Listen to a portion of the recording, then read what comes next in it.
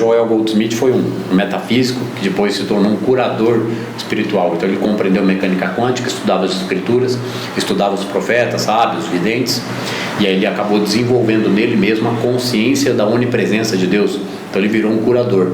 Na presença dele, ele meditava, ele curava pessoas doentes, pessoas com problemas financeiros, etc. Mas era por causa da capacidade de consciência da onipresença que ele desenvolveu nele, não no mesmo grau de Jesus, mas em algum grau ele desenvolveu essa consciência. Então ele viajou pelo mundo inteiro, ele era solicitado em vários países para ir curar fulano aqui e ali. Então ele dava palestras, ele escreveu O Caminho Infinito, que é o principal livro dele. Ele escreveu O Trovejar do Silêncio. Ele escreveu A Cura pelo Espírito, que é esse processo de perceber a onipresença. E escreveu O Praticando a Presença, que é um livro mais focado para a gente ter um recurso assim, intelectual de começar a refletir sobre aquilo nas nossas meditações e em toda a nossa rotina diária. Então esse conteúdo é um conteúdo para a vida prática. Então a gente lê um parágrafo ou dois e faz comentários. Então eu trago aqui explicações da psicanálise, da psicologia e o ponto de vista da mecânica quântica, né? Tem muita gente falando de mecânica quântica, é um assunto que está na moda. E tem muita gente misturando esoterismo e misticismo e algumas ferramentas com mecânica quântica. Isso não é mecânica quântica. Explicar mecânica quântica é explicar a consciência, né? Que tudo é manifestação da consciência. E a minha emoção cria a minha realidade. Porque a emoção que eu cultivo faz eu criar no meu corpo uma determinada quantidade de hormônios benéficos ou destrutivos. Que estresse é fruto de adrenalina e cortisol, são os hormônios do estresse. Então eu cultivar estados positivos, aprender a dominar as minhas emoções através de práticas respiratórias, um pouquinho de meditação todo dia e entender o que é o maligno, porque é isso que o Joel explica aqui, aonde está o inimigo, né, que é o ego, são as nossas sabotagens, as nossas resistências. Então como é que eu aprendo a identificar isso em mim mesmo e começo a melhorar a minha vida? Esse é o tema do curso em todas as aulas. Então eu procuro trazer da forma mais simples, mais clara possível, mais recheada de exemplos que tiver ao meu alcance, e o curso está aberto a perguntas diversas. Não pode levantar a mão, perguntar, parar, interromper. O curso é para isso mesmo, por isso que chama Curso Terapia O Caminho Infinito. Tá certo? A gente vai retomando. Se alguma coisa parecer meio confusa ou um pouco avançada, é só retomar nas aulas, começa a ouvir lá em casa no YouTube a aula 1, aula 2, baixa o livro PDF, vai acompanhando aqui e vai escutando o áudio.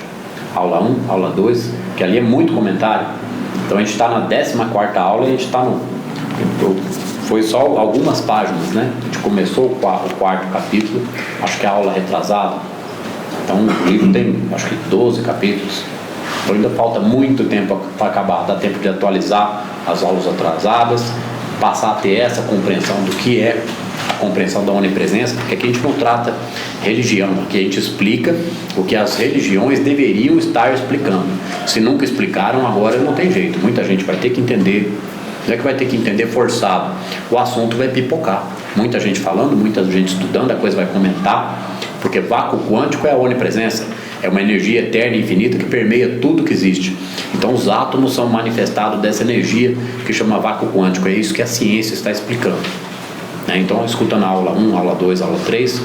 Tem 4 palestras no YouTube também, que é o Desmistificando a Mecânica Quântica. Agora vai subir a palestra 5, que é o Sermão da Montanha, uma explicação, comparações do Sermão da Montanha com os ensinamentos da mecânica quântica, né? Essa percepção de consciência. Então parece muita coisa, mas não é. A hora que começa a ouvir ali, começa a ler aqui, começa a ter uma visão, uma perspectiva real da vida. O que é a onipresença, como que eu me saboto, como que a minha emoção cria a realidade, o que é fé que manifesta, porque fé humana é a fé de fundo emocional, aquela fé que eu cultivo para suportar o sofrimento, as vicissitudes da vida. Fé divina é conhecimento, né? Que buscas o conhecimento como buscas o alimento do dia a dia. Então, a fé divina é adquirir esse conhecimento, trazer ele totalmente para a vida prática, cada instante do meu dia, a todas as adversidades, dificuldades, negatividades. Então eu vou aprendendo a reinterpretar a realidade, né? E viro o agente transformador da minha própria vida. Então eu desarmo a bomba relógio que existe em mim, que são as crenças limitantes, a tristeza e o sofrimento, porque o jugo leve do Cristo é abandonar o sofrimento em mim mesmo. Então como que eu compreendo isso? Como que ninguém nunca me ensinou isso antes? Da onde está vindo esse conhecimento? Ele sempre existiu, né? Só que era um conhecimento de alguns muitos segmentos, alguns segmentos esotéricos secretos, né, conhecimentos secretos. Então a coisa era pequenos grupos que estudavam isso, porque a população não tinha bagagem intelectual para assimilar, para compreender, para acreditar. Então agora a mecânica quântica, como ela está muito popular, esses conceitos ficam mais fáceis de entender, porque explica neurociência, neuroplasticidade, hormônios. Então a gente começa a entender o que é a emoção que cria a realidade, e que a onipresença realmente existe, e que existe uma responsabilidade individual muito grande pela qualidade dos meus pensamentos e sentimentos. Se eu continuo sendo negativo, pessimista e acreditando num Deus de fora que vai vir me ajudar, esse Deus não chega nunca, por mais que a pessoa tenha uma fé enorme, porque é a emoção dela que cria a realidade.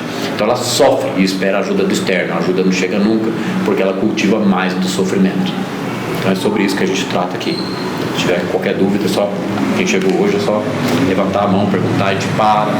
Se for necessário aprofundar num conceito meio básico que a gente já explicou antes, a gente explica de novo, não tem problema, certo? Então, retomando aqui na segunda página aqui desse capítulo, a nossa verdadeira existência. Há um estado de guerra permanente entre carne e o espírito, e isso continuará enquanto mantivermos o sentido de identificação corpórea, mesmo pequeno.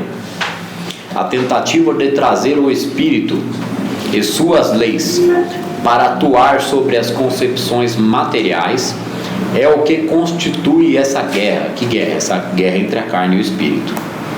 E a paz só poderá ser alcançada quando o sentido material do universo e corporal do homem tiverem sido superados.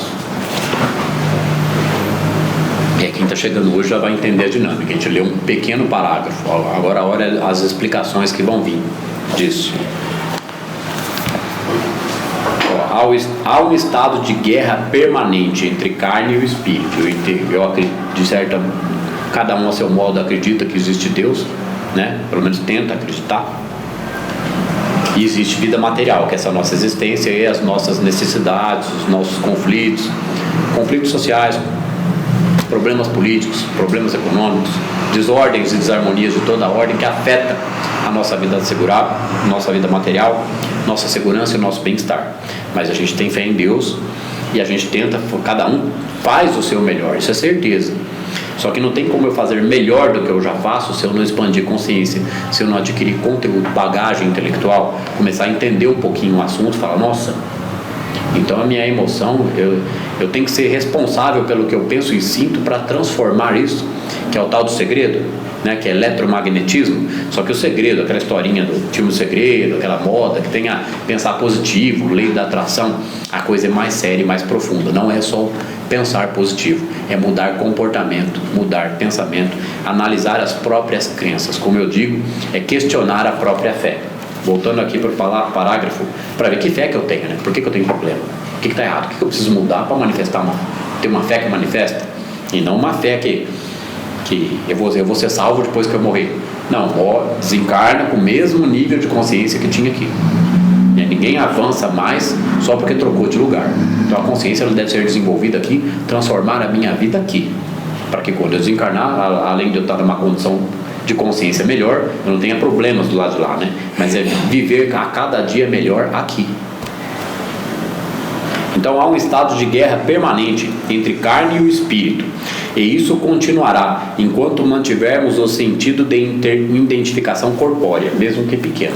Identificação corpórea, né? E esse estado de guerra entre carne e espírito é a questão de materialismo, vida material, porque o espiritismo e algumas pessoas que, né, pregam a espiritualidade e tal, e falam vida material e vida espiritual, então a gente tem um conceito muito mal formado. Eu também tinha esse conceito, eu fui avançando em sede de respostas. Na verdade eu não sabia que era sede da palavra, que é isso que ele explica aqui, a palavra, Deus manifesta. O que é a palavra? Então é um assunto muito sério, mas nem por isso complicado ou difícil ou chato, né? É isso que dá gosto na vida, porque a gente entende isso e começa a manifestar isso na nossa consciência e depois refletir isso. Eu faço esse amadurecimento, essa transformação interior, isso começa a se refletir na minha vida externa. Então o sentido de vida material é a carência, É a necessidade, é a falta, é a fé de fundo emocional, a crença num Deus externo. Opa. Então eu penso que a vida é assim, né? Eu acho que a espiritualidade me ajuda, Deus me ajuda, ou o Espírito ajuda, ou alguém ajuda da espiritualidade. Não, por mais que existam espíritos protetores, talvez anjo da guarda, ou alguma ajuda espiritual extra, não tem como uma entidade externa me ajudar, porque a minha emoção atrai para mim aquilo que eu cultivo nas minhas emoções. Então existe livre-arbítrio. Então eu crio com a minha emoção. Como é que vai chegar um espírito com mais poder, um anjo da guarda, e vai me dar presentes, ele vai dar benesses, ele vai promover melhora na minha vida, melhoras em geral, normalmente essas, entre parênteses, melhoras materiais, bens, conforto e alegria e amor, se eu mesmo não faço uma mudança interna em mim, para entender o que é Deus, o que é fé, que a emoção cria realidade, entender que tudo é formado de átomo, é isso que a mecânica quântica explica. Então, em poucas palavras, né? Não existe mundo material e mundo espiritual, é tudo mundo espiritual. Então aqui é a própria vida espiritual. Então nós estamos na terceira dimensão, habitando corpos de terceira dimensão. E por que a gente habita corpos de terceira dimensão? Né? E por que é essa a velocidade da manifestação? O que é somatização? Eu tenho negatividades, aí eu somatizo doenças, eu somatizo estados emocionais e eu somatizo carências, ou relacionamentos inadequados, falta de relacionamento, falta de afeto e falta de bens materiais, falta de sustento, né? Provisão, porque a carência manifesta mais dela mesma. Então aqui já é a vida espiritual, porque tudo é formado de átomo, o átomo gira a quase 300 mil quilômetros por segundo, tudo é formado de luz, é luz compactada, né? Se vocês assistirem as palestras que estão no YouTube, vai falar lá o tamanho que é um átomo, né? As partículas que constituem o átomo, mas são explicações simples. O importante não é entender mecânica quântica, estudar um monte de livro e virar um doutor em física, não, é entender o conceito. Existe tudo formado de átomo, o átomo é luz, então existe eletromagnetismo, as energias se atraem e se repelem. Então qual é a energia que eu cultivo nas minhas emoções? Então a questão vida material é assim, eu tenho uma necessidade material, eu tenho essa compreensão limitada que é esse cenário que foi sendo passado para mim desde quando eu era criança. Eu fui aprendendo isso do externo, fui crescendo e achando que era só ter fé e fazer alguma coisinha, estudar, ter um trabalhinho, um empreguinho, ou alguma atividade, um comércio, e aí mas os problemas se manifestam, doenças, relacionamento ruim, falta de relacionamento, falta de dinheiro, crise. Então a soma dos problemas coletivos, a totalidade dos problemas coletivos é a soma dos problemas individuais. Então todo mundo tem problema, a gente forma uma sociedade com problema. Cada pessoa que vai entendendo a fé do conhecimento, a fé que manifesta, né? Por isso que tem a palestra 5, que é o Sermão da Montanha, que ainda vai para o ar. Então, o Sermão da Montanha é a prática da disciplina da alma, porque ou aquilo é verdade, ou aquilo funciona, eu falei isso aqui na última aula, ou Jesus Cristo é mentiroso. Só que a gente, puxa, mas Jesus Cristo é mentiroso, então vai acabar o mundo, que salvação que eu vou ter? Se esse cara mentiu, o que é verdade? Né? Então, vai começar a refletir mais sobre os ensinamentos dele, assistir essa palestra do Sermão da Montanha para entender ali o que eu explico, para como que eu aplico aquilo na minha vida, porque aquilo ali deve funcionar e funciona. Aquilo ali é a própria mecânica quântica, é a própria manifestação da fé, é o próprio eletromagnetismo funcionando através da compreensão da minha consciência. Isso que é reforma íntima, isso que é renascer pelo Espírito, né? Segundo o que Cristo explicou. Demorou uma vida inteira.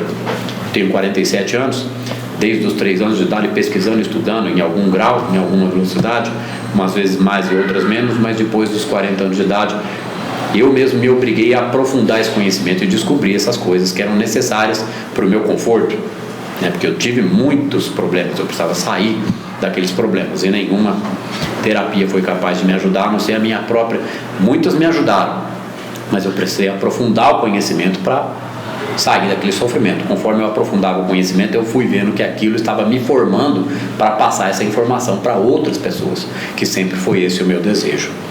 Então a gente pensar em carência, a gente ter medo da falta, insegurança com relação ao futuro, preocupação com relação ao futuro, frustração das memórias do passado, mágoas, né?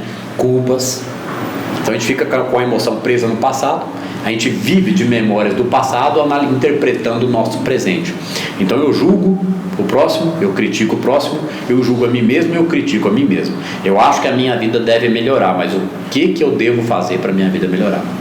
Quanto de conhecimento eu estou disposto a adquirir, e não precisa ser muito, porque a gente vai adquirindo um pouquinho mais, vai compreendendo um pouquinho mais, vai ficando mais fácil de entrar mais conhecimento e transformar a minha vida. Então, com essas aulas do curso de terapia, já é o suficiente para a pessoa fazer uma terapia autocognitiva, entender a verdade, para praticá-la na própria vida. Não é eu que inventei essa verdade, eu compreendi o óbvio e estou ajudando outras pessoas a compreender a mesma coisa.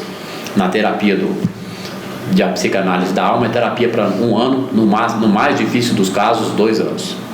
Então, para no máximo em 1 ano a pessoa não precisar mais de terapia, porque normalmente a gente frequenta um psicólogo por 1 ano, 2, 3, e assim vai, psicanálise mais ainda, e aí vira um suporte emocional, onde a pessoa trabalha um pouco as emoções, ela amadurece um pouco, mas ela não adquire uma compreensão profunda que a liberte, porque verdade que liberta deve libertar do sofrimento.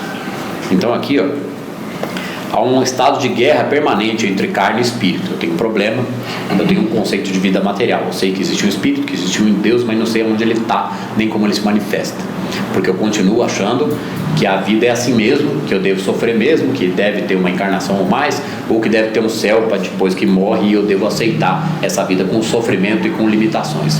Limitações físicas, limitações mentais, limitações profissionais, limitações financeiras. Então, crença limitante é aquilo que limita. Se é uma crença limitante, vai criar limites. Então, eu não expando, não há progresso, não há crescimento, não há felicidade, não há alegria, porque eu insisto em permanecer estacionado na minha compreensão. Então, fé de fundo emocional é acreditar nisso. Fé de fundo emocional é acreditar num Deus externo que um dia vai me ajudar, sem que haja um total comprometimento da minha parte. Então, guerra entre a carne e o espírito é assim: eu entendo, alguma coisa me diz que eu devo procurar uma informação, alguma coisa me diz que eu devo estudar mais um pouco, mas eu nunca faço. Então eu faço o mínimo e espero o máximo. Como Einstein disse, loucura é tentar conseguir resultados diferentes fazendo sempre as mesmas coisas. Isso é loucura. Então entender que o espírito é manifesto, que existe vácuo quântico, que a minha emoção cria realidade, é começar a abandonar a luta entre a carne e o espírito, é morrer para o mundo, é estar no mundo e não ser do mundo, né? O meu reino não é deste mundo, foi isso que Jesus Cristo quis dizer com isso. Então é um reino que ele é onipresente e ele existe, só que eu preciso aprender a cultivar ele na minha consciência para depois sentido nas minhas emoções, né? Então é uma fé que manifesta, é uma fé que não vê mais problema nas coisas, é abandonar o sofrimento. Então essa frase, a luta entre a carne e o espírito, serve para ilustrar que a luta entre a carne e o espírito, as dificuldades da vida, as desarmonias e o sofrimento de qualquer categoria, qualquer setor da vida, é a insistência no sofrimento. Isso é luta entre carne e espírito. Eu entendo que existe o espírito, mas eu tenho um conceito de vida material. A vida material é assim, a espiritualidade tem que me ajudar. Então eu acredito nisso e levo a minha vida com o mínimo esforço, né? Sem adquirir conhecimento, sem expandir consciência, que já está algumas coisas acabam ficando repetitivas, né, na explicação. Então entender que a vida espiritual é essa própria vida, que Deus é onipresente, Ele se manifesta na minha consciência através das minhas emoções, me leva à compreensão de que eu devo aprender a transformar as minhas emoções, dominando essas emoções, reinterpretando a realidade, entendendo que o maligno, malignidade, diabo ou negatividade é qualquer desarmonia que se manifesta na minha vida. Então, se eu fico bravo com alguém, ou se eu estou sofrendo por qualquer motivo, eu estou cultivando mais daquilo. Se eu fico bravo com alguém, tenho raiva, indignação, frustração, eu estou emanando mais daquilo. Eu sou o centro da manifestação da minha própria desarmonia, porque é um sentimento que parte de mim. Então eu sou o único ponto no universo, dentro da onipresença, que manifesta a própria desarmonia. Isso por ignorância. A gente não sabe quem é Deus, onde Ele está, como é que Ele funciona.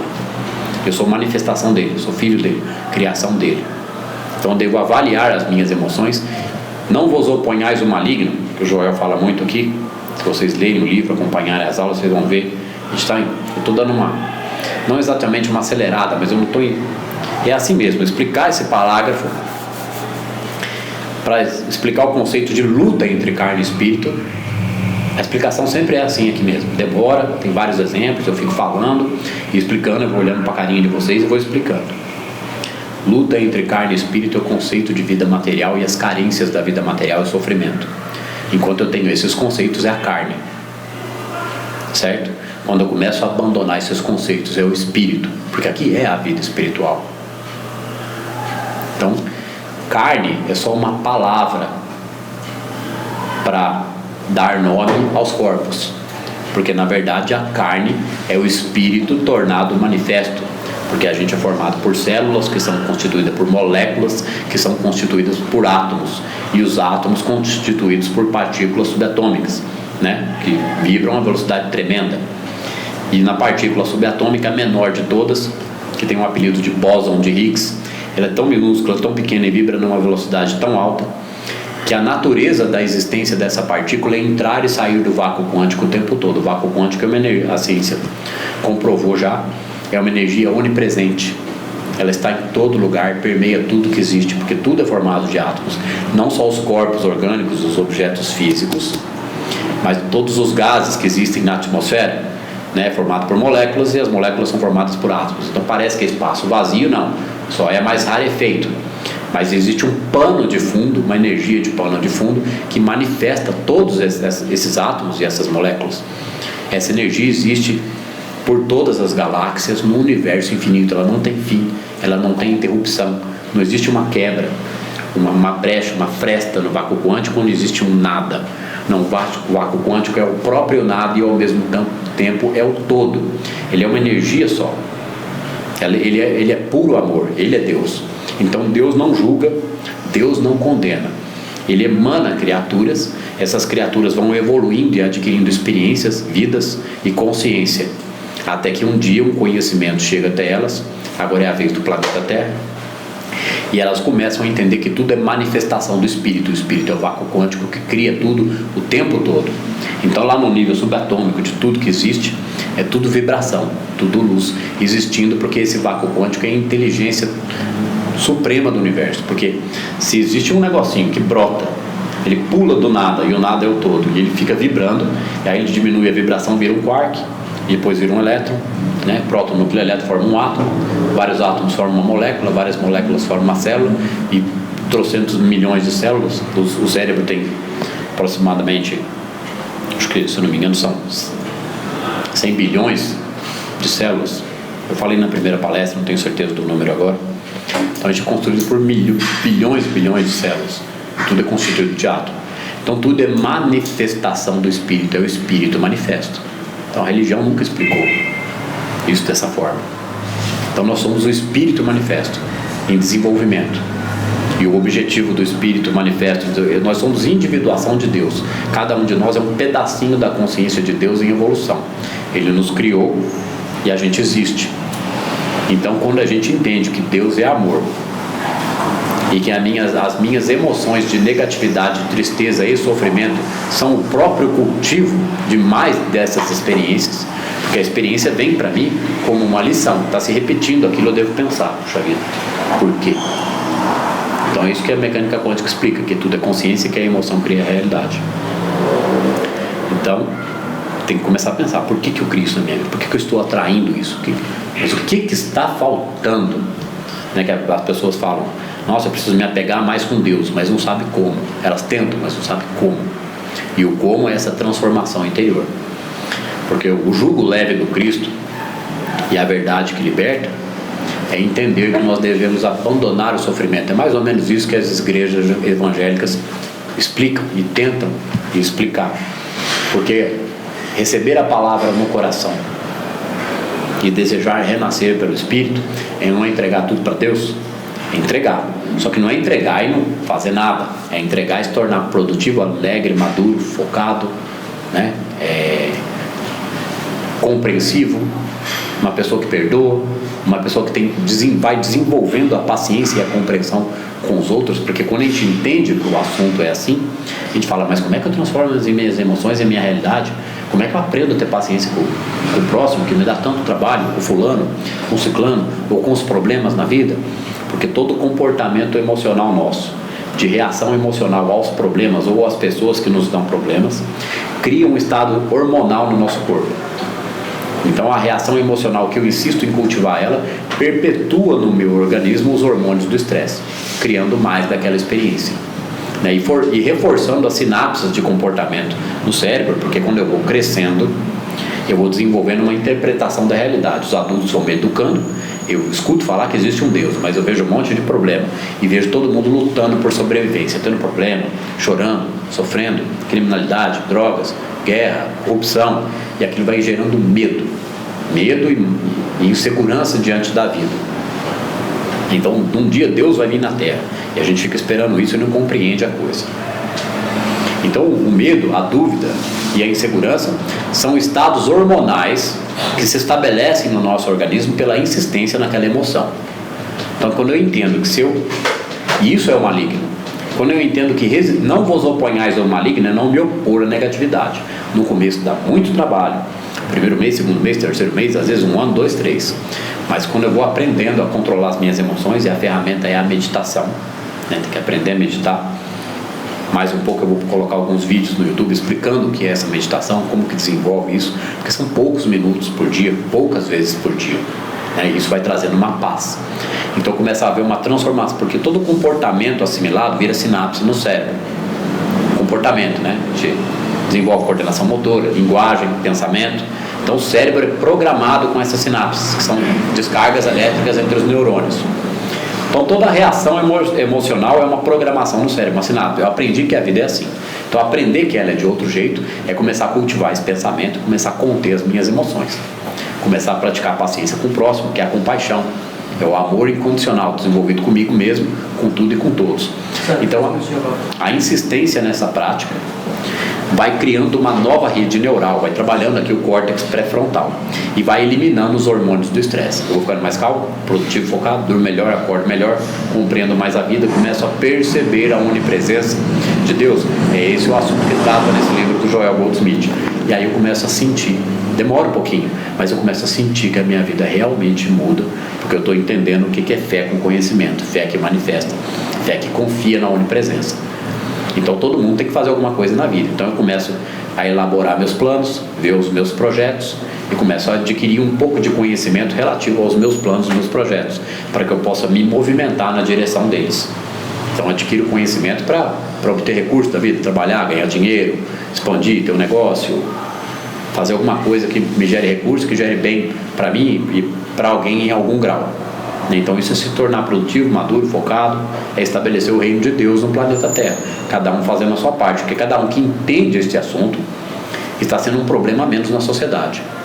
Então esse é o conceito de vida espiritual manifesta. E o que é o conceito de vida material? Luta entre a carne e o espírito. É insistir em não compreender isso, e insistir em manifestar mais da negatividade. Então é a luta entre a carne e o espírito. O espírito é onipresente, é amor, quer todo o meu bem, mas eu insisto nos conceitos humanos limitados de vida material, acreditando que vida material é uma coisa e vida espiritual é outra coisa em outro lugar, quando tudo é uma coisa só, agora mesmo, aqui mesmo. Então tudo isso foi para explicar esse negócio de luta entre a carne e o espírito. Vamos para a segunda linha? E isso continuará enquanto mantivermos o sentido de identificação corpórea, mesmo pequeno. Não existe corpo, existe espírito. Emoção é espírito, meu corpo é manifestação do espírito. E a tentativa de trazer o espírito e suas leis para atuar sobre as concepções humanas é que constitui essa guerra. Tem uma concepção de vida material, que aqui é vida material, vida espiritual é outra coisa. Só que aí a vida espiritual eu quero aplicar ela na vida material. Tem que funcionar, a fé tem que funcionar, Deus tem que ajudar, a macumba tem que ajudar, alguma coisa tem que me ajudar. Então eu quero que a minha vida material mude com a ajuda externa. Não muda nunca. Não muda nunca porque não há amadurecimento da emoção, compreensão da onipresença. Porque a onipresença se manifesta através da minha emoção, através do meu viver. Então ser testemunho vivo, ser um exemplo vivo de fé, alegria, transformação, carinho e amor com tudo e com todos é vivenciar isso a cada dia. Aí a minha vida começa a transformar.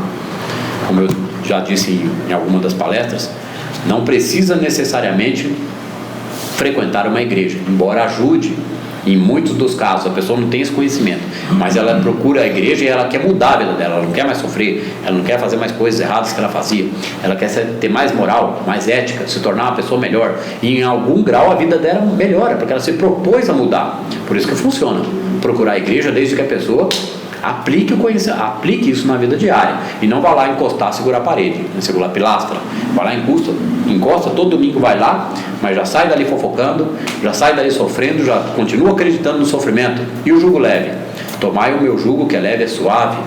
Foi o que Cristo disse. Então aqui, a tentativa de trazer o Espírito e suas leis para atuar sobre as concepções materiais é o que constitui essa guerra. Eu quero trazer a espiritualidade para atuar na minha vida material, mas eu insisto em não mudar 1 milímetro, né? Como diz Leo Tolstói, todos querem que o mundo mude, mas ninguém quer mudar 1 milímetro em si próprio. E o mudar é para melhor. Dá um pouquinho de trabalho, mas só vai me trazer alegria e felicidade, que vai me ensinar a abandonar o sofrimento. E a paz só poderá ser alcançada quando o sentido material do universo e corporal do homem tiverem sido superados. Quando essa paz começar a permear o meu dia a dia, eu comecei a viver a própria vida espiritual aqui mesmo.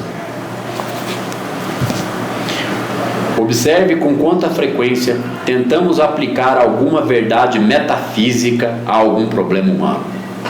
Verdade metafísica é tentar pensar positivo, é entender mecânica quântica e desejar que a minha vida mude porque eu acho que eu estou compreendendo alguma coisa. Então eu uso o poder mental, uso uma meditação. Não, eu vou orar agora, eu vou pedir.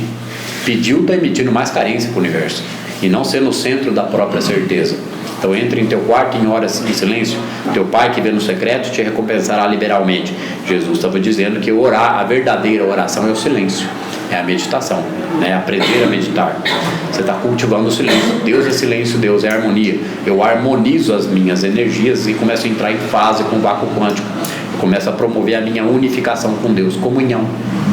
Então orar e vigiar constantemente é estar atento às minhas emoções, pensamentos e comportamentos e ir aprendendo devagarzinho, com muita paciência comigo mesmo, a ir transformando esses pensamentos, comportamentos e ações para cada vez melhor, mais compreensivo, com mais compaixão, com mais amor, com mais paciência, porque isso mudou dentro de mim a emoção, isso se manifesta na minha vida exterior. Então o crescimento é gradual, isso é um processo de iluminação espiritual. Compreender isso é o início do processo. Então a gente sempre buscou por uma resposta, a resposta é essa. Jesus é iluminado, foi um dos iluminados que veio na Terra, e o Sermão da Montanha é o beabá do processo de iluminação. O processo de iluminação, ele é impessoal e intransferível, e direito inalienável de cada um de nós. É nosso direito, é só tomar posse. Isso que fala, né? Toma posse. Observe com quanta frequência tentamos aplicar alguma verdade metafísica a algum problema humano e descobrirá os motivos do conflito dentro de você. Então eu quero aplicar uma verdade ao conceito humano. O que é conceito humano? Eu continuo sempre o mesmo, que eu sou humano, imperfeito, acredito em Deus, mas eu sou assim mesmo, falho, pequeno, né, e ignorante. Então eu começar não acreditar mais que eu sou falho, pequeno e ignorante, acreditar que eu sou filho de Deus, que eu mereço amor e que eu sou manifestação desse amor. Então não diz que Jesus crescia, aos 12 anos ele já falava nas sinagogas, e os escribas e fariseus, que eram doutores na lei, né, em conhecimento do Antigo Testamento, ficavam perplexos de ver aquele menino explicar Deus, explicar o amor, né? Então ele foi além é o Novo Testamento, não tem nada a ver com o Velho Testamento. Ele explicava que Deus é amor, que não tinha Deus vingativo. Ele veio trazer um novo patamar de conhecimento. Então ele é o Salvador na medida em que ele trouxe esse conhecimento, e nós somos salvos na medida em que nós compreendemos. Então aceitar o Cristo só na cruz é uma grande sabotagem. Aceitar o Cristo dentro de mim, que é o reino está dentro de vós, é compreender os ensinamentos dele e praticar como sendo ele próprio, para que um dia a gente tenha a graça de dizer: já não sou eu quem vivo, é o Cristo que vive em mim, porque as emoções da pessoa vão estar completamente transformadas. E não vai importar que o mundo não evolua na mesma velocidade dela, e da felicidade e da satisfação dela, porque ela resolveu o problema dela. Então ela vira um agente de transformação social, porque ela é um exemplo vivo.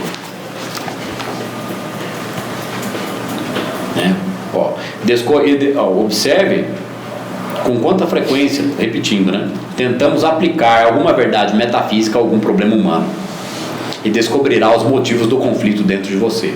Quando eu entender que eu não sou humano e que a emoção é a manifestação do espírito, eu começo a melhorar as minhas emoções. E aí começa a eliminar os conflitos nas minhas emoções. Eu começo a resolver as frustrações do passado, porque eu começo a ficar cada vez mais inteiro no presente. Isso chama presença de espírito. Fala, fulano tem uma presença de espírito, porque ele é alegre, ele é pra cima, ele resolve os problemas, ele ajuda, ele é positivo. Por isso que tem esse trocadilho popular. Fulano tem uma presença de espírito, que é aquele cara que no local que ele chega, ele causa ele afeta positivamente o local onde ele está, né?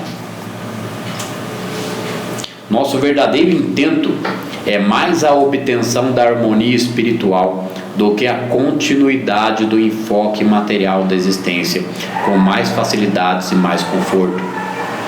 Nosso verdadeiro intento, aqui voltando, os motivos do conflito. Tem conflito no meu dia a dia, no meu pensamento ou nas minhas coisas, qualquer tipo de conflito. Para e reflete. Nossa, eu estou sentindo conflito. Você está pensando no conflito, você está sentindo o conflito, você está criando mais do conflito. É quando a gente começa a prestar atenção nisso que a gente começa a, de pouquinho em pouquinho, começar a compreender como eliminar o conflito dentro de mim. É soltando ele, é soltar o negativo. Não vos oponhais ao maligno.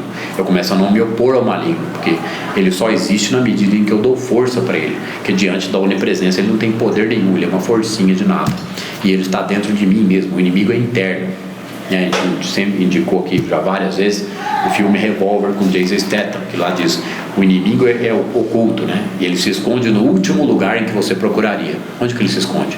Dentro de nós mesmos, nas minhas emoções, porque eu insisto em compartilhar da manifestação da inimizade, da guerra, da incompreensão e da impaciência. Nosso verdadeiro intento é mais obtenção da harmonia espiritual, ou seja, harmonizar as emoções, harmonizar a produtividade, harmonizar a fé, harmonizar a compreensão, harmonizar as relações. É mais a obtenção da harmonia espiritual do que a continuidade do enfoque material da existência. Continuidade do enfoque material da existência é a carência. Eu preciso, tenho fé e eu preciso. Não, mas eu preciso tanto, estou sofrendo. Isso é enfoque material, né?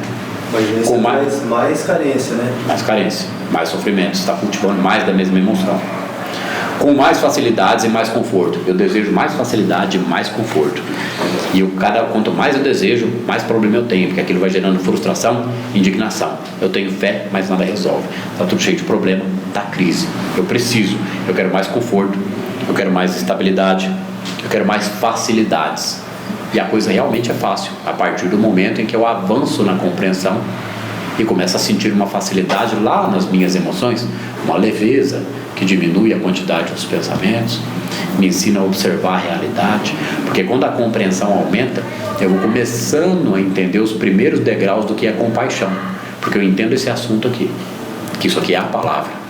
E aí eu vejo outros que dizem ter fé, ou que estão sofrendo e estão cheios de problema, eu começo a ter compaixão do camarada, porque explicar esse assunto aqui não é todo mundo que está a fim de ouvir. Então vai demorar algumas décadas, né? 30, 40 anos, 100 anos, mas e no máximo 100 anos esse aqui vai ser o assunto mais discutido na nossa sociedade. Então vai haver uma transformação na grade curricular de matérias na escola, vai se ensinar mecânica quântica, estados emocionais, né? Vai ter lá começa no primário lá brincar com massinha, conversar de átomo. Aí no pré é outra coisa. Aí do primeira à quarta série aprofunda mais um pouquinho, né? Aí no ginásio aprofunda mais um pouquinho. Quando for no último ano do ginásio, já está lendo o universo autoconsciente, já está lendo uma literatura um pouco mais aprofundada sobre consciência, Deus, onipresença, vácuo quântico. Então no segundo grau da primeira à quarta série já vai ter lá a introdução à psicanálise e à psicologia. Nossa psicologia hoje pulverizada no planeta, né? Mas os conceitos de Jung, que Jung ele chegou até onde deu para ele chegar porque ele ficou velhinho e morreu, senão ele tinha avançado mais com muita dedicação em que a psicologia fosse o que ele queria que ela se tornasse, Porque o que a psicologia deveria explicar? Que Jung descobriu que existe um centro em nós. Esse centro é o self. O ego é aquele que me sabota de conseguir as coisas que eu quero, porque ele cria negatividade. O relógio não tocou, só um instante, gente. E o negócio parou. Mas tá gravando, né, William? Tô. Deu espaço insuficiente. Não existe espaço suficiente na memória do seu dispositivo. O formato que você está gravando as suas aulas. Você está na resolução muito alta, está conseguindo muita memória da... Eu vou fazer o seguinte. Então entra o vídeo. Com a imagem. Até esse trecho. E depois entra uma imagem congelada e entra áudio. Porque eu não vou parar para mexer nisso agora. Vai atrapalhar a aula. Certo? Tocou. Espera aí, gente. Então,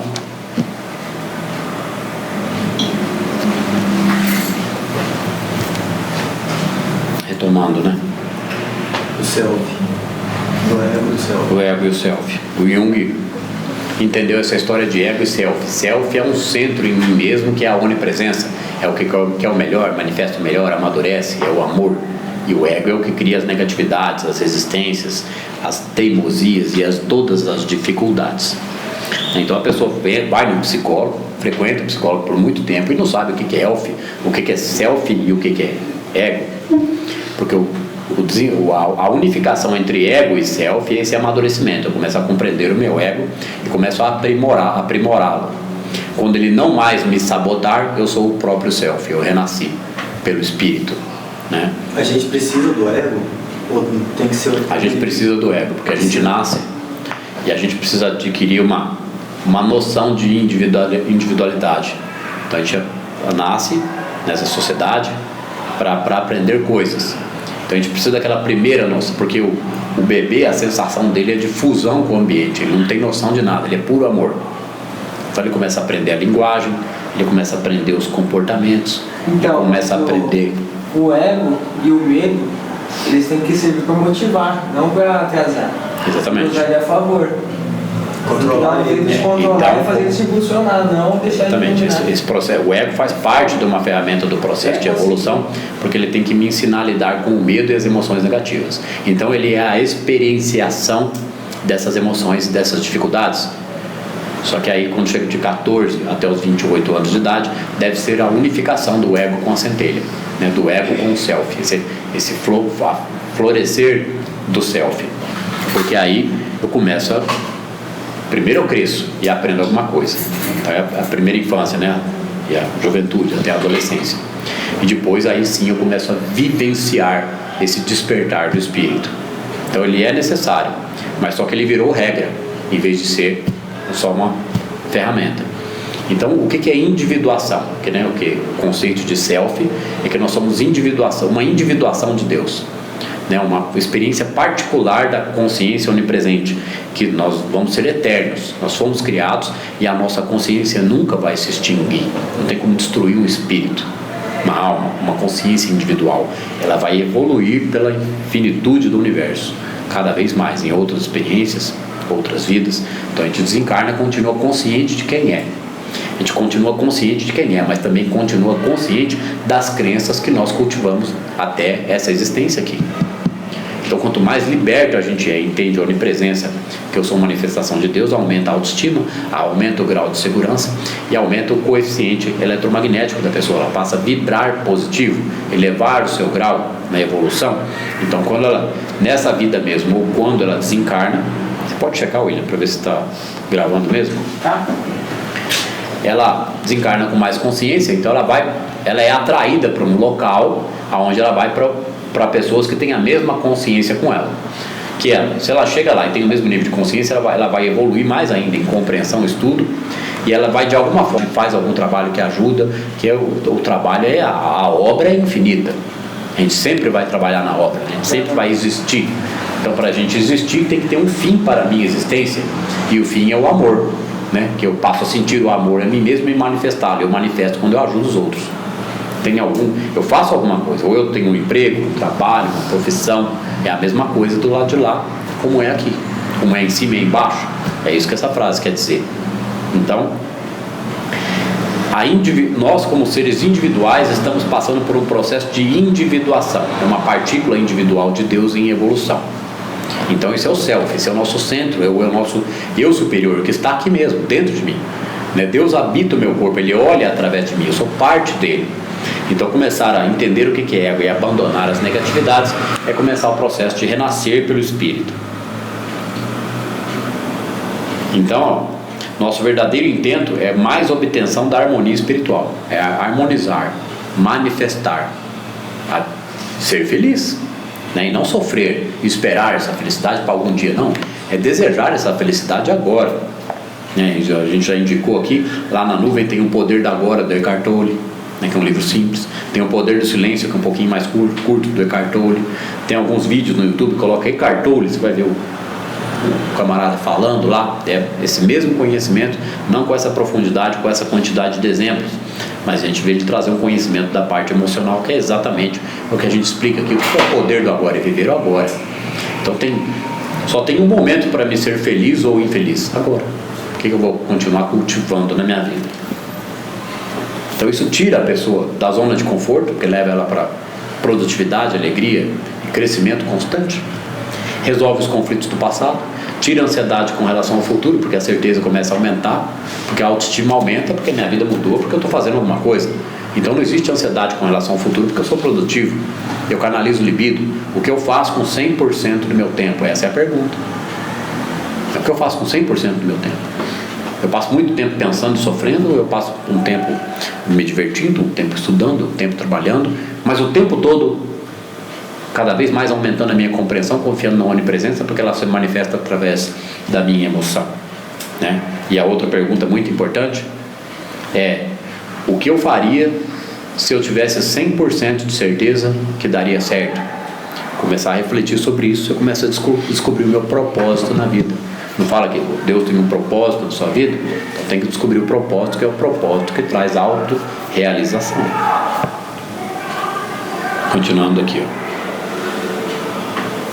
Nosso verdadeiro intento é mais obtenção da harmonia espiritual do que a continuidade do enfoque material da existência, com mais facilidade, mais conforto. Eu só desejo mais facilidade e mais conforto, mas eu tenho que começar a avaliar as minhas emoções para promover essas facilidades, esse conforto, que é busca primeiro o reino de Deus, e todas as outras coisas vos serão dadas. Então, quando a paz começa a se estabelecer dentro de mim, as benesses começam a chegar. Isso é manifestação.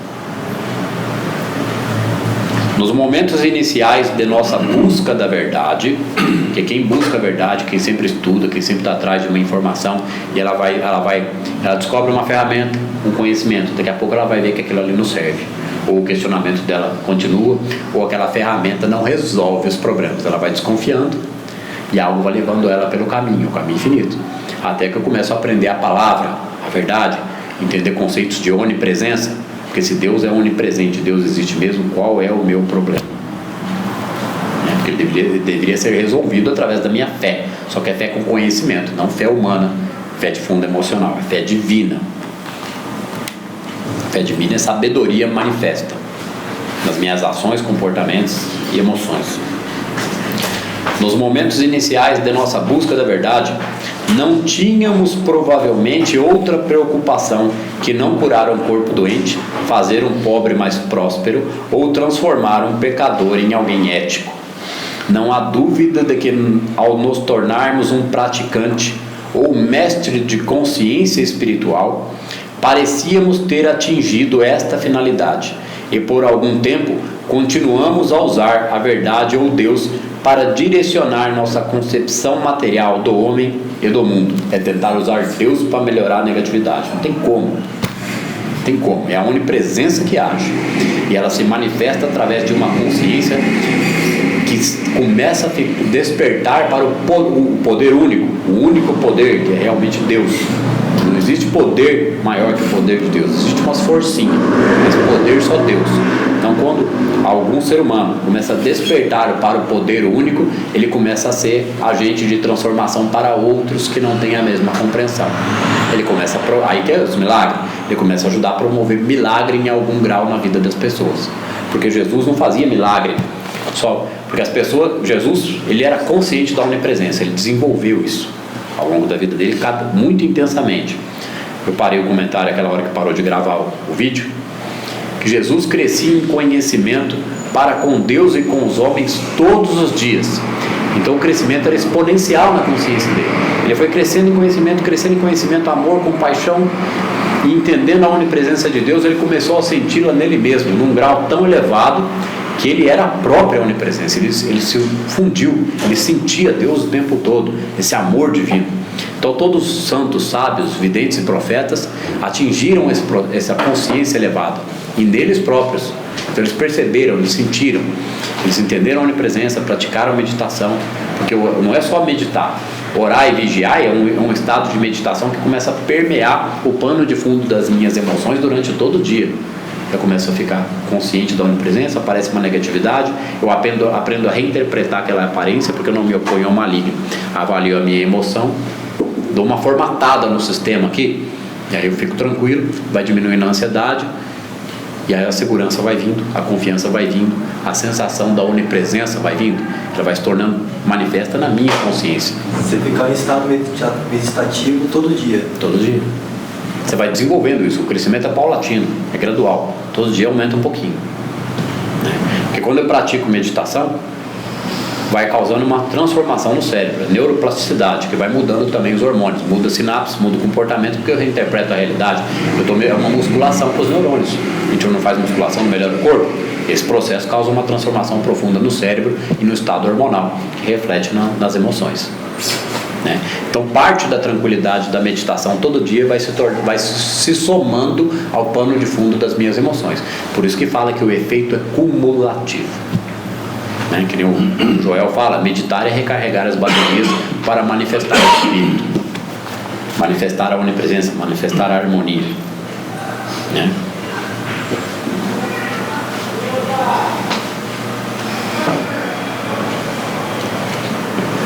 Não há dúvida. Voltando lá, então Jesus manifestava, ele era a própria percepção da onipresença, por isso que o poder dele era tão grande, realizava, porque se a gente lê lá o Novo Testamento e vê lá as andanças e as curas, a gente vai entender que ele não curou 10, 20, 30, 50, 100, 1000 pessoas, ele curou milhares de pessoas, milhares. Ele foi um fenômeno naquela época, ele que não tinha jeito. O poder instituído na terra naquele momento, o mundo planejou matá-lo, porque ele começou a ensinar os discípulos, e os discípulos estavam ensinando a população a onipresença, a manifestação, o abandono do sofrimento. Isso ia acabar com o poder dos poderosos, o poder financeiro, o poder de escravizar, o poder de subjugar, o poder de se julgar superior. Então planejaram a morte dele, e depois os discípulos continuaram pelo mundo. Por 300 anos a coisa foi engatinhando, até que deram um jeito de estabelecer as religiões, Jesus Cristo como bandeira e o Deus externo. Você pode rezar e pedir para Deus, que Deus vai te ajudar. Então o conhecimento foi sendo eliminado, extinto, foi sendo camuflado, foi sendo escondido, foi sendo maquiado, para que o povo não tivesse acesso à compreensão da onipresença de Deus. Então por que uma pessoa, nem todo mundo procurava Jesus, tinha muito sofrimento naquela época, mas aqueles que procuravam, tem um cara que cura, aí o cara vai atrás, chega lá, Jesus Cristo, aí Jesus olhava para ele e ele fala, mestre, me cure, pelo amor de Deus. Aí Jesus, você crê que eu posso fazer isso? A pessoa, eu creio. A hora que a pessoa acreditava, ela dava abertura na consciência dela, porque a consciência da onipresença de Jesus não fazia esforço nenhum. Ele já era a compreensão de que o sofrimento daquela pessoa era uma completa ilusão. Então o poder de manifestação dele era tão grande que ele curava leproso, ressuscitava defunto, Nem Lázaro estava apodrecendo, já estava 4 ou 5 dias no túmulo, não tinha mais Lázaro lá, já era carne derretendo. Quando abriram a porta da tumba lá, saiu um fedor descomunal, ninguém quis ficar, porque a porta foi lacrada com barro, cimento da época, E Jesus mandou abrir lá, mas você está louco, o cara está fedendo lá dentro, não tem mais nada lá. Abre isso daí. A hora que terminou de abrir, ele falou, Lázaro, levanta. E o povo ficou perplexo, dali um pouco Lázaro apareceu na porta.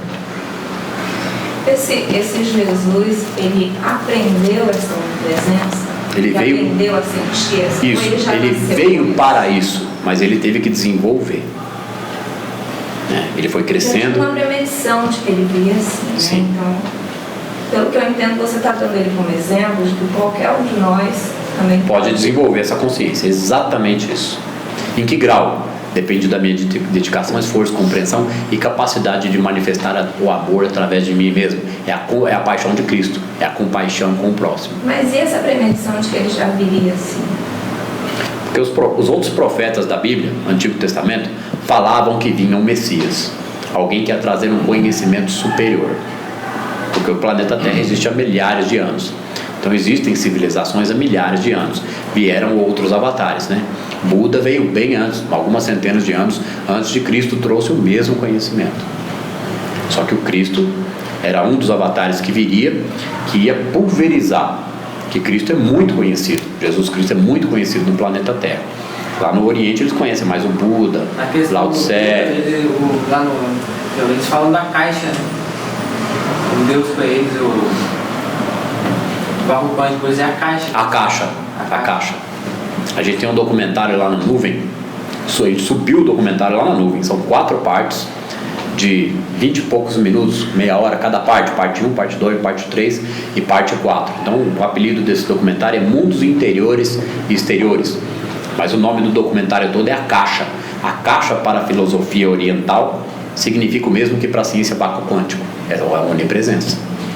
Então Jesus veio para trazer esse conhecimento, ele veio, trouxe o amor, trouxe a compreensão, né? Foi o Messias da cura, da manifestação, da onipresença, por isso que ele é sinônimo de Deus, porque ele era o próprio Deus em manifestação, como nós também somos. É só aumentar a compreensão, aumentar a fé, aumentar o conhecimento e eliminar toda a negatividade, é abandonar a malignidade, o maligno em mim, não ter mais parte com o maligno. Olha, então ele dizer, vós sois deuses, né? Vós sois deuses, o reino está dentro de vós. Ele falava, não, mas você está andando por aí falando que você é Deus. Sois vós quem diz que eu sou Deus, né? Porque o reino de Deus está dentro de vós. Ele respondia porque ele desarmava o outro, né? Então, ele falava, por que me chamais de bom? Bom é o meu Pai. Eu não faço nada, quem opera é o Pai em mim. Eu de mim mesmo nada posso, né? Seja feita a tua vontade, Pai. Então era isso, era essa consciência da onipresença de Deus. Tipo, eu de mim mesmo nada posso, assim, eu sozinho não posso nada, eu unido ao todo eu posso tudo. Tudo é possível aquele que crê. Então se eu creio em limitação e dificuldade, eu manifesto mais da limitação e da dificuldade, do sofrimento, da incompreensão, né? E se eu acreditar no contrário, que é renascer pelo Espírito, compreender o abandono do sofrimento e esse conceito de onipresença, eu vou me libertando do sofrimento. Quanto mais eu tenho sede e mais eu pratico, mais eu insisto nisso, mais rápida é a velocidade dessa transformação interior. Esse é o processo de psicanálise da alma, é um processo terapêutico para acompanhar essa catarse, essa transformação, é para ouvir, acolher, orientar a pessoa. Mas como? Estou com dificuldade, mas como? Aí pacientemente, no particular, vai ouvindo a pessoa e vai ajudando a aumentar essa compreensão aqui, né? Todo mundo tem que fazer isso? Não, a pessoa pode estudar sozinha, mas se ela precisar do apoio terapêutico, ele está disponível a um preço bem acessível, porque quem pode pagar hoje terapia a mais de R$100 cada sessão, né? É difícil, então é tornar o processo acessível. Vai entrar um site no ar que está sendo preparado, que chama Psicanálise da Alma. Nesse site vai ter conteúdo, muito mais que na nuvem, muito mais que essas aulas, para que a pessoa dentro do site possa trilhar esse caminho, atravessar o seu próprio deserto sem terapia. Depende da capacidade de compreensão e desejo de estudar e aplicar. Não é estudar 10 horas por dia, não, é estudar 1 hora, estudar meia hora. O resto é agir, ser feliz, transformar a vida, ser um agente transformador da própria vida, do entorno e da sociedade. É ser um problema a menos nessa sociedade caótica. Onde que eu parei aqui? Aqui. Vamos ter que retomar, né? Nos momentos iniciais de nossa busca da verdade, não tínhamos provavelmente outra preocupação que não curar um corpo doente, fazer um pobre mais próspero ou transformar um pecador em alguém ético. Não há dúvida de que ao nos tornarmos um praticante ou mestre de consciência espiritual, ou seja, quando a gente pensa que está se tornando um praticante ou pensa que está se tornando um mestre de consciência espiritual, a gente está tentando promover essa consciência da onipresença. Só que a gente está com esse conceito de mundo material, mundo espiritual e um Deus externo que não manifesta através da minha compreensão, da certeza da existência dele. Precisamos ter atingido esta finalidade e por algum tempo continuamos a usar a verdade ou Deus para direcionar nossa concepção material do homem e do mundo. Não é possível usar Deus. Buscar primeiro o reino de Deus é abandonar o apego ao sofrimento, o apego à carência das necessidades materiais. Não é abandonar a necessidade da subsistência de coisas que a gente necessita. Não é virar um mendigo, virar uma seta, virar uma pessoa que não quer mais nada. É justamente o contrário, é confiar que eu posso e vem até mim porque são as coisas dadas de acréscimo, porque eu estou passando por essa transformação. Então o período do deserto é o período de amadurecimento e libertação das crenças limitantes, porque eu começo a compreender o assunto, mas ainda manifesto os problemas, porque eu estou só no começo da compreensão. Então é o deserto, é o teste, né? A provação, porque eu sou provado, porque se eu insistir em sofrer, continua manifestando mais.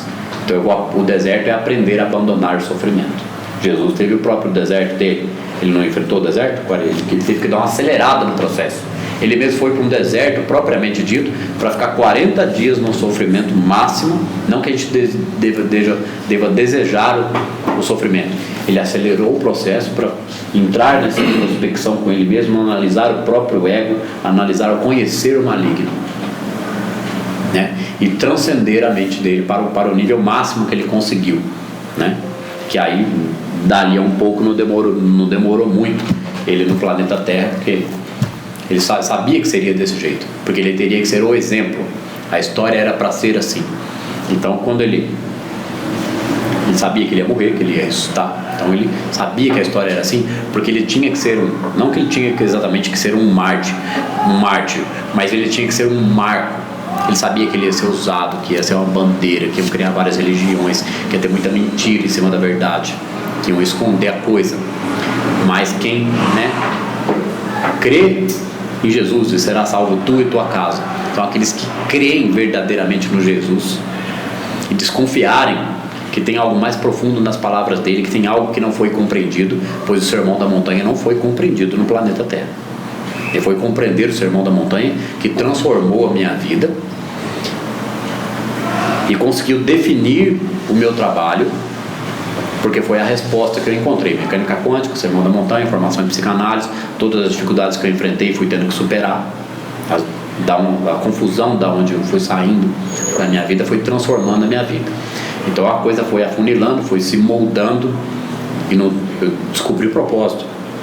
Então eu precisava ajudar outras pessoas a compreender a mesma coisa, a sair do sofrimento. Então eu reinterpreto a realidade todo dia, eu também enfrento. Ela está ao nosso redor, a negatividade, mas ela não deve me afetar. Esse deve ser o amadurecimento. Foi só com a continuação de nossos estudos e da meditação que nós apercebemos do conflito interior. Nos regozijamos com momentos de grande elevação. Nós caímos no vale da incerteza, conseguimos vitórias e amargamos fracassos. Oscilamos entre as aparências de bem e de mal, sucesso e fracasso, espiritualidade e mortalidade, saúde e doença. Este é o conflito interior que se evidencia como uma guerra entre a carne e o espírito, e isso só terminará quando abandonarmos o conceito de mortalidade e a indefinição corporal, para alcançarmos a consciência da existência espiritual. Então é só com a continuação dos estudos e meditação que a gente vai percebendo o conflito interno e aprende a trabalhar ele, né? Então enquanto a gente tem esses conceitos limitados, a gente enfrenta altos e baixos, sucessos e fracassos. A gente não tem uma constância, um sucesso consistente, né? A gente não tem a fé manifesta, né? Tu manterás em perfeita harmonia aquele cuja mente está fixada em ti quem? Em Deus. Então é a palavra manifesta, eu reflito sobre a palavra, confio nela e começo a cultivar essa paz, essa harmonia o tempo todo. É a fé manifesta, né? Eu vou acreditar, porque não é acreditar sem conhecimento, a compreensão. Quando há compreensão, eu dou crédito para essa compreensão.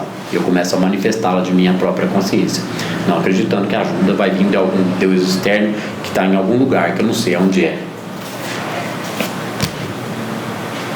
Então Joel Goldsmith, ele tinha uma indignação, ele tinha uma busca por essa verdade, né? Ele, num determinado período da vida dele, muito jovem, a mãe dele falou assim: você está procurando por Deus, porque ele não sabia bem que confusão era essa que ele estava metido, estuda isso, estuda aquilo, e não se conformava.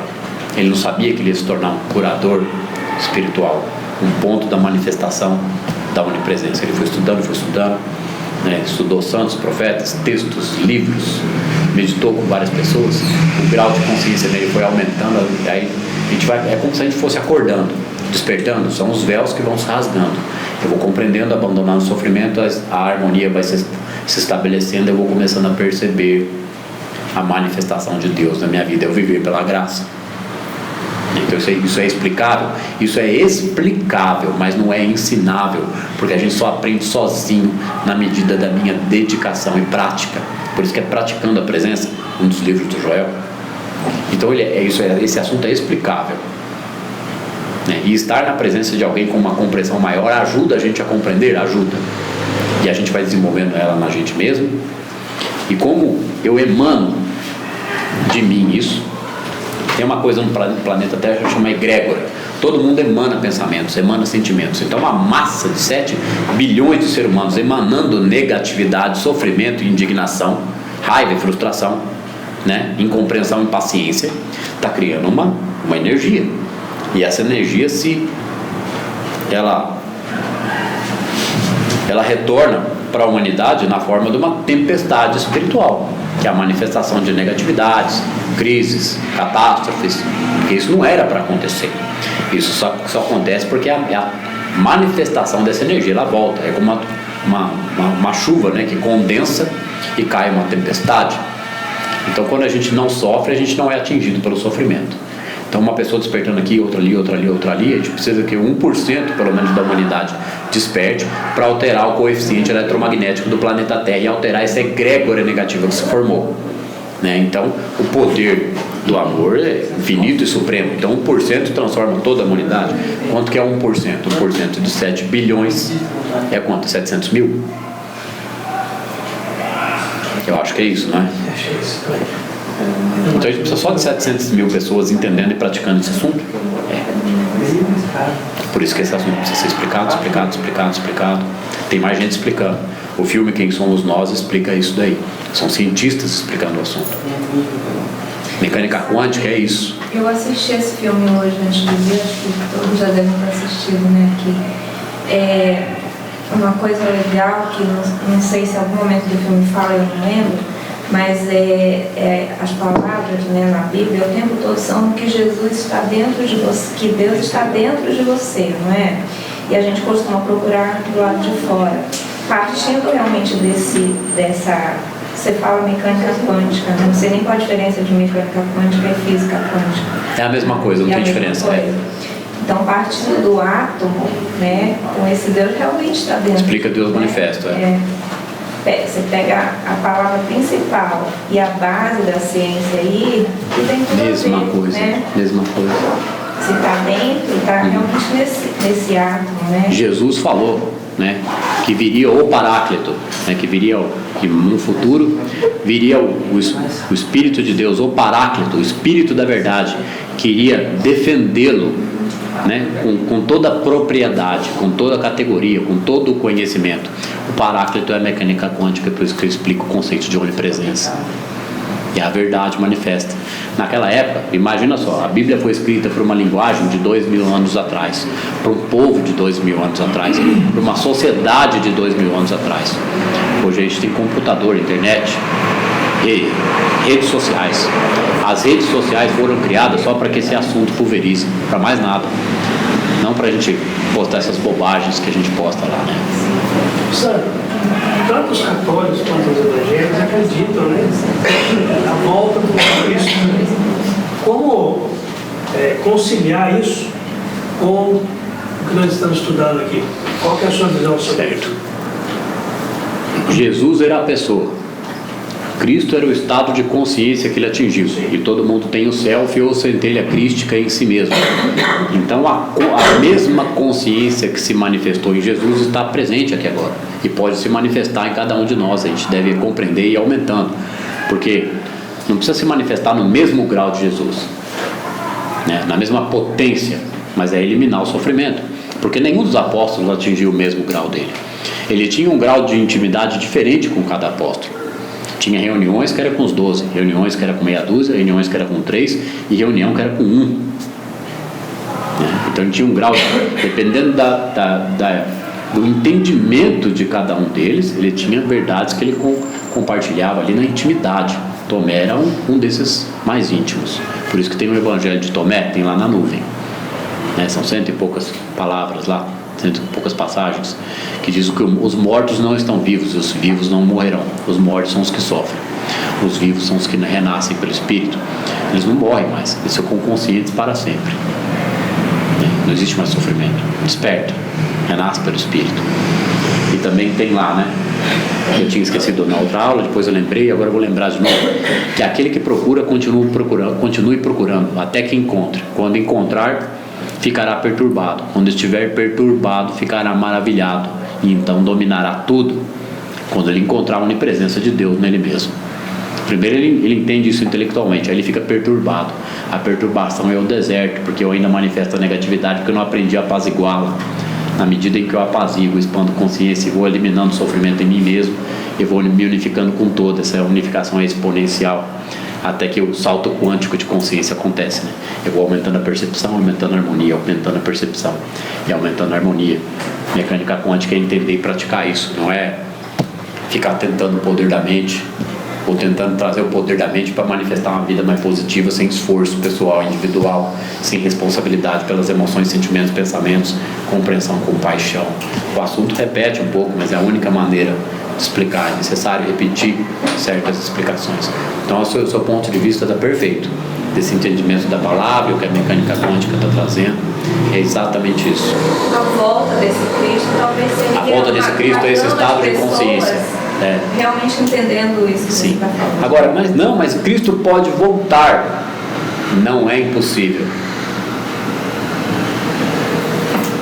Para quem ressuscitou e para onde ele está, porque ele é infinito, ele é consciente, ele é desperto. Todos os avatares que vieram no planeta Terra foram uma peça-chave no quebra-cabeça. O plano de todos é esse. Quando a gente assiste lá o Mundos Interiores e Exteriores, o Akasha, que está na nuvem, a gente compreende esses conceitos. É 4 partes de meia hora, fantástico. Eu já assisti aquilo ali mais de 10 vezes. Então, tem coisas que a gente estuda constantemente. O livro Caminho Infinito está escrito no começo do livro, não é um livro de autoajuda, é um livro para estudar. Então o estudo a gente lê 1, 2, 3. Na aula aqui é a 11ª leitura minha dele, né? No particular eu já estou na 12ª desse daqui. Trovejar do Silêncio eu li 9 vezes. A Cura pelo Espírito eu li 8. Praticando a Presença eu li 1 até agora. Eu não tive tempo de ler ele, mas estou com ele para ler mais. Então é meia dúzia a 10 livros. Se a pessoa quiser pode chegar perto de 20, mas ela não precisa estudar uma biblioteca. E ela não precisa estudar o dia inteiro. Ela precisa viver. E viver é abandonar o sofrimento. Então é esse assunto que a gente trata nesse curso de terapia. É esse assunto dessa terapia que está indo para o YouTube. É como passar por essa catarse, que é a ajuda do site A Psicanálise da Alma, e o acompanhamento no processo terapêutico, que tem o mesmo objetivo. Então atende com a psicanálise tradicional, atende também, mas na medida da necessidade da pessoa em compreender a eliminação do sofrimento e o amadurecimento na própria vida, na medida em que ela permite e quer, a gente vai introduzir nesse assunto. Ou a pessoa já chega querendo esse assunto dentro da terapia, aí beleza, ótimo, que bom. Porque na medida da resistência da pessoa, a gente não pode obrigar ela a entender. Então no processo psicoterapêutico tradicional, psicanálise tradicional, a gente faz o acompanhamento, o acolhimento, ajuda a trazer ela para uma maturidade de foco, né? Eliminar as sabotagens, compreender alguns conceitos da psicanálise tradicional, Mas não tem como ela não ficar sabendo que o meu trabalho é esse, que o objetivo do atendimento terapêutico vai um pouco além, para libertar ela do próprio processo de necessidade da terapia, não tornar ela dependente do processo, né? Não que ela vá ali vomitar, ter um conforto, ter uma válvula de escape, mas ela não se resolve, ela não avança, ela não progride. Alguém quer fazer alguma pergunta?